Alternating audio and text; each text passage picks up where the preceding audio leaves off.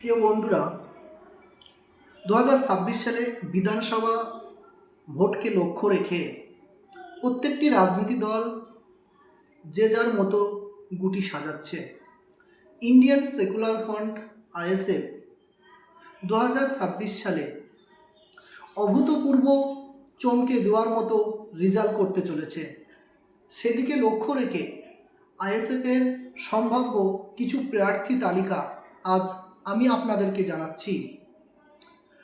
উত্তর 24 পরগনার দেগঙ্গা বিধানসভার সম্ভাব্য আইএসএফের প্রার্থী, রাজ্যের সভাপতি, আইএসএফ সভাপতি, রাজ্য সভাপতি, আমাদের সকলের সুপরিচিত শামসুর মল্লিক মহাশয়।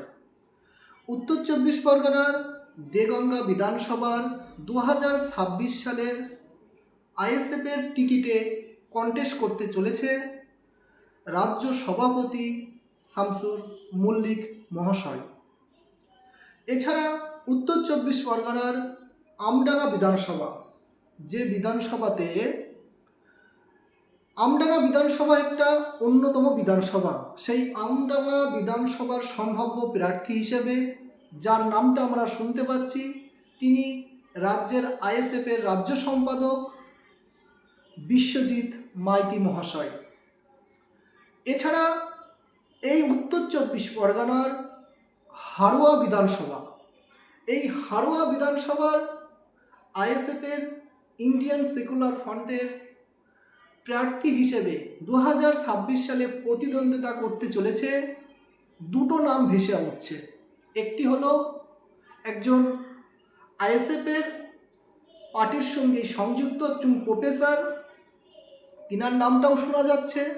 আরেকটি নাম শোনা যাচ্ছে হাড়োয়া বিধানসভার কনভেনার আমাদের পিয়ারুল ইসলাম ভাই, উনি উপনির্বাচনে লড়াই করেছিলেন, তার নামটাও আমরা শুনতে পাচ্ছি।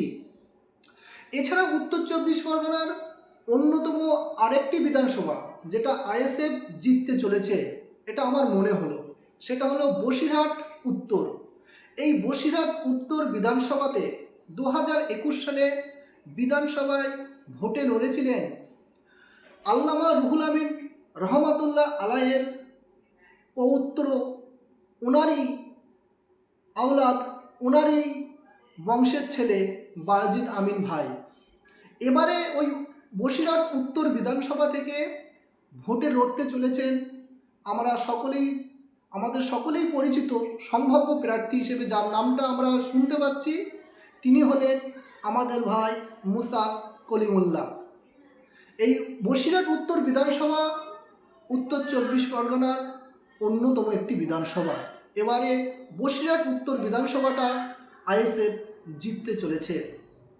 এইভাবে প্রত্যেকটি বিধানসভাতে রাজ্যের বিভিন্ন বিধানসভায় আইএসএফ খুব শক্ত অবস্থায় দাঁড়িয়ে আছে।